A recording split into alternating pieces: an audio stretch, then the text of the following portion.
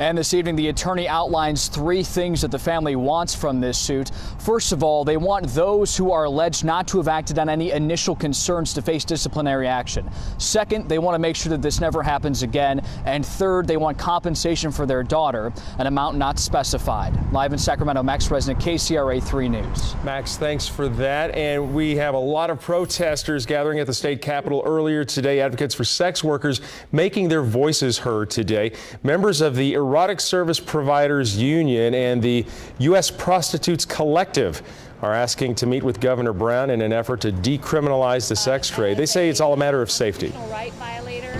We know that there are lots of pieces of legislation that are proposed and passed every year on our behalf, calling us victims or criminals. And in fact, we are legitimate workers and we want to be treated as such.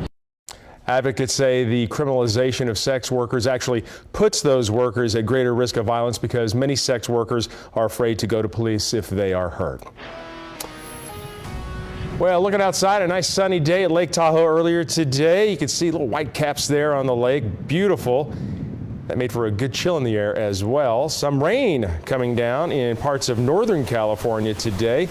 Maybe you got a little on your windshield when you came in. This is a shot from Sacramento just earlier today. Some folks getting those sprinkles, others seeing some clear skies. I was out in the sprinkles, just a nice change of pace, Mark. Yeah, you know, those clouds have brought in those sprinkles, and though that picture you just saw is a really good indication of the sort of rain we have seen in the valley, the bulk of the rain, and even that has been light, has been in the foothills. This is the last 3 hours, and you can see for the valley, for the most part, we're just kind of getting skipped by. There are some sprinkles here and there that are really too light for Doppler to pick up. But currently, we are seeing some showers now make their way into Amador County in the northern part of Calaveras County. So San Andreas, while you're dry right now, you're likely going to get some light rain, and all the way up toward Plymouth and Ione area, we're also seeing some light rain. Placerville and Cameron Park getting some good rain, and so is Pollock Pines. All of these locations now getting around 1 to 2/10 of an inch of rain.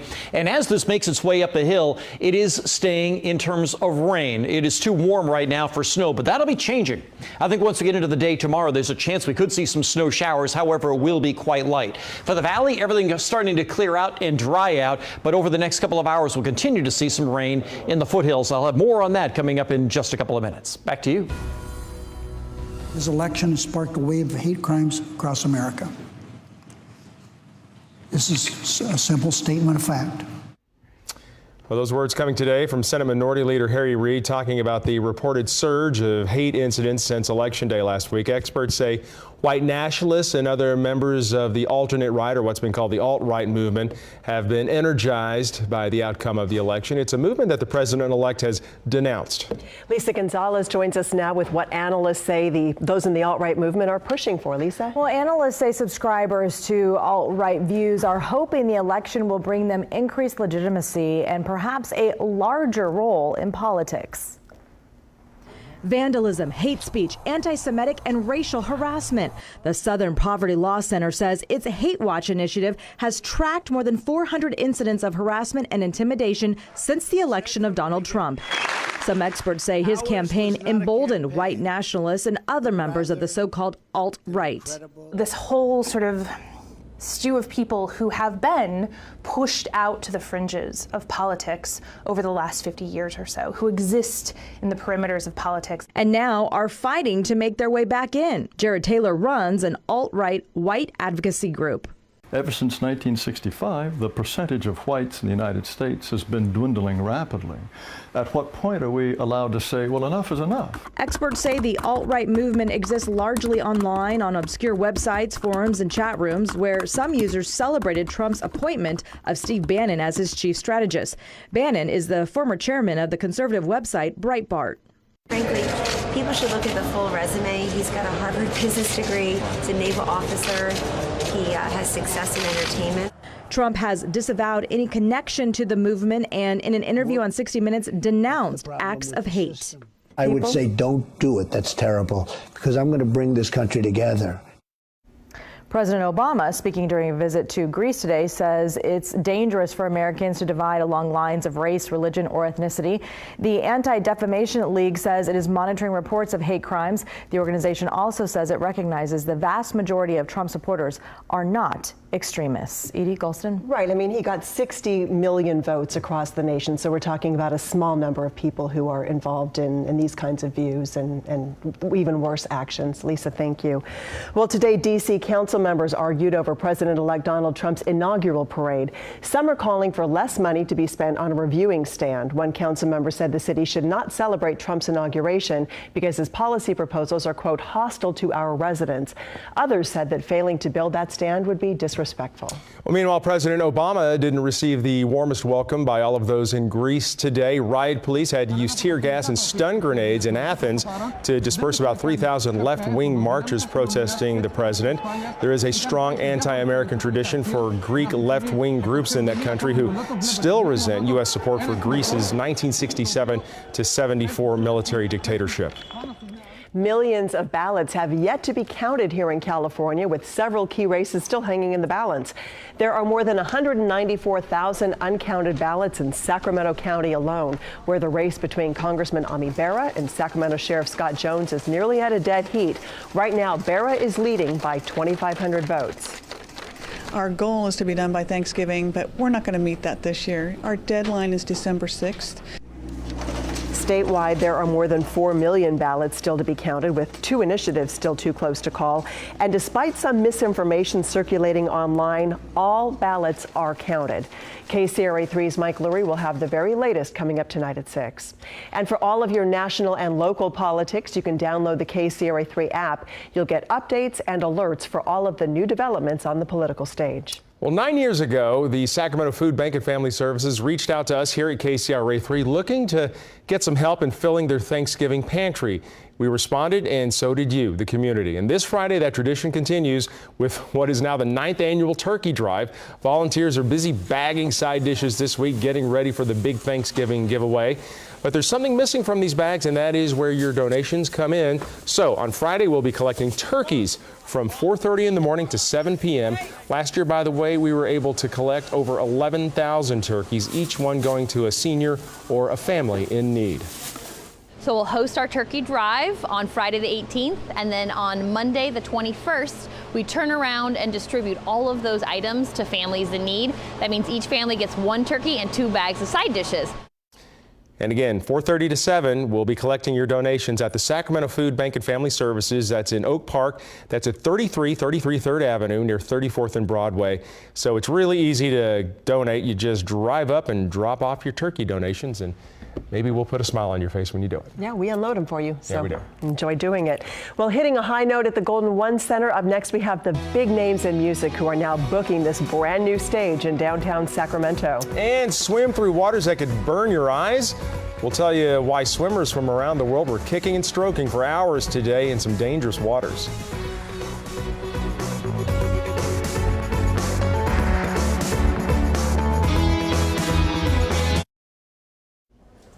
Tonight, support for a fallen officer, a group of fellow deputies showing up to court where a suspect pleaded not guilty to killing one of their colleagues. And today, that man accused of killing Stanislaus County Sheriff's Deputy Dennis Wallace appeared in court for the first time since he was arrested Sunday afternoon. KCRA 3's Linda Muma was there. So, Linda, what can you tell us about his demeanor inside the courtroom? Well, Edie and Golston, when he first walked in, you could tell that he was visibly upset. At one point, he looked behind him to see whether he recognized anyone in the courtroom. He was asked to turn around, and then shortly after that, he didn't say much. It was his public defenders who entered his not guilty pleas on his behalf. Wearing badges with black bands, a huge show of support for Stanislaus County Sheriff Deputy Dennis Wallace outside the courtroom as a suspected killer appeared in court for the first time. It's hard for us to truly understand how the family, how devastating this is, but you know, Deputy Wallace was an employee and part of our family, and we know that we're devastated. Our camera wasn't allowed inside the courtroom, but as you can see in this sketch of his brief court appearance, 37-year-old David Machado was charged with 4 counts of murder, first-degree robbery, carjacking, and being a felony in possession of a firearm.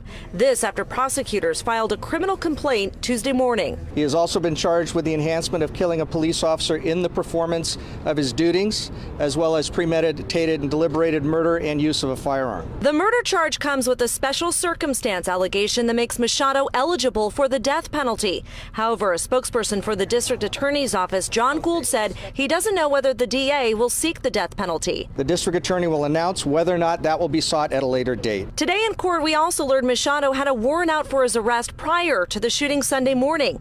Turns out he failed to show up for a trial date on October 31st, where he was accused of being a felon in possession of a firearm.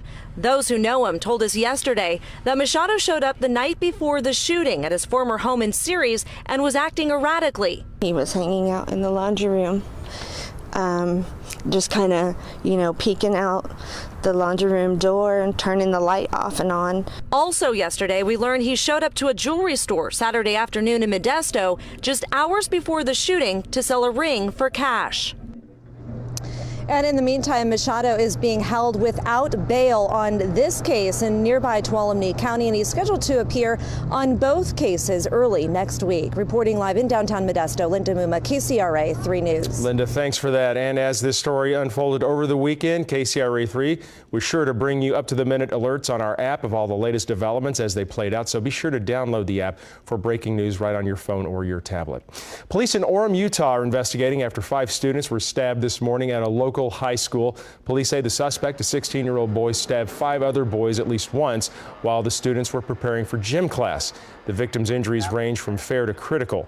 Detectives say the suspect, who was previously homeschooled before he started attending classes at Mountain View High School, suffered a self-inflicted stab wound, and right now investigators are still trying to figure out a motive for the stabbing spree.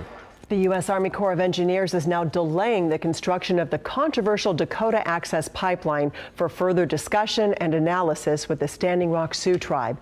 People across the nation protested against that pipeline today, including in Sacramento. Demonstrators gathered outside the U.S. Army Corps of Engineers office today.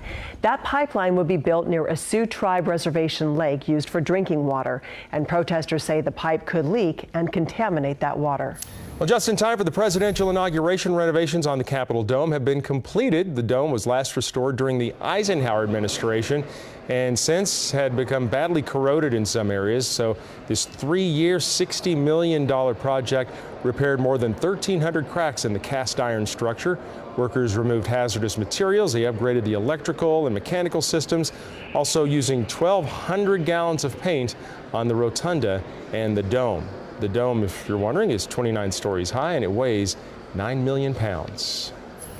Well, as we're looking tonight at downtown Sacramento and a gorgeous sunset out there tonight, more than 250,000 people passed through the new Golden One Center in downtown last month for open houses, games, and concerts. And that is busier than what Sleep Train Arena used to see. And now more top recording artists are putting the Golden One on their tours, and that's putting the Sacramento music scene on the music map. KCRA 3's Kathy Park joining us live from the Golden One Center with the impact of these concerts that are upcoming. Kathy. Well, Golson, Edie, as you know, Golden One Center is attracting some big names. For example, it was just announced today that Grammy Award-winning artist Bruno Mars will be here July 18th. If you take a look behind me, you see the big announcement. Now, these stars drawing some big crowds, but also some new challenges as well. Concerts hitting a new chord in Sacramento. We saw it first with Paul McCartney. Welcome to the opening night of this beautiful arena. And in the next 8 months, Golden One Center will host more high-profile artists, including Bon Jovi, Ariana Grande, and Bruno Mars, just to name a few. Obviously, this being a state-of-the-art arena, we are going to get some more of the superstar act. Brian McKenna has been promoting concerts for nearly 3 decades and says Golden One has hit a high note so far. I think there's certainly going to be the honeymoon period, as people refer to it, as with the new building. Everybody wants to go, both the artist and the audience wants to go and see the new venue in town. Meanwhile, on our street, Kicksville Vinyl and Vintage still keeps it classic. We do vinyl records like 60s garage jazz, soul, rock and roll. But even here, what's old is new again, thanks in part to Paul McCartney. They were looking for memorabilia and records, and even just to come in and talk about it, excited that they had their tickets and, they were into it. For a promoter, it was a major headliner tough to go up against. I know that we had a show the same night as one of the Paul McCartney nights, and it didn't actually make it better for us. It actually had less people come out because of it. But music lovers like Tim Tucker say he'll be tuning in for all of it. There's some good things coming out of SAC. And the next big act, of course, will be Kanye West. He will be performing here Saturday night. Doors open at 8 o'clock, and at last check, tickets are still available. Reporting live in downtown Sacramento, Kathy Park, KCRA 3 News. All right, Kathy, thank you. And let's check in now with our chief meteorologist, Mark Feinen. We were just talking about the beautiful sunset out there. Yeah, and Dave Allen in Live Copter 3 has had one of the best views of that. And Dave, boy, you have had just a really pretty view for the last half hour or so. This has been very remarkable. We've watched this go from the pinks, and then you saw at the end of the 4 o'clock newscast where it's just really reflecting off those cumulus clouds up to the north. No camera trickery here. It's really that beautiful right now in these deep reds out here. I'm loving the sunsets when the clouds are out, Mark. Yeah, so in the valley, we started the day with mainly clear skies, then the clouds rolled in, and now the clouds are beginning to move out, and so you can actually see the sun starting to break through on the other side. We have 62 degrees currently. We're going to see a big cool down here in the next 24 hours. In Stockton right now, we have mostly cloudy skies and it's 65, getting breezy as this front is moving through. In Modesto, we have 69 degrees with a wind out of the northwest at 14. In Fairfield, it's also mostly cloudy down to 60 now. And in South Lake Tahoe, it has been too warm for snow so far. We have 53 degrees with cloudy skies, and it's been windy around Tahoe as well. Dave, thank you very much. Just a beautiful shot looking to the west.